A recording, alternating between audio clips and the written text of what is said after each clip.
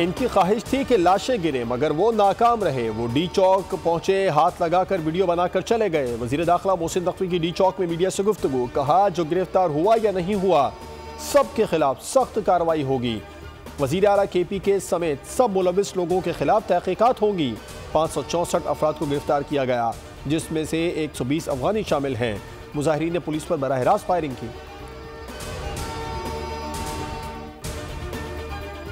और अली अमीन गंडापुर की गिरफ्तारी की इत्तलात बेबुनियाद निकली। अली अमीन गंडापुर को न गिरफ्तार किया गया, न ही हिरासत में लिया गया। फैलाई जाने वाली खबरें मनगढ़ंत और बेबुनियाद हैं।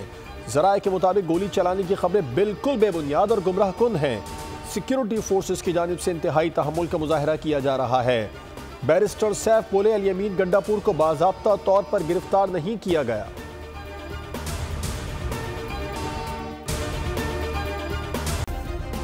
सब्सक्राइब करें और बेल दबाएं ताकि कोई खबर रह न जाए।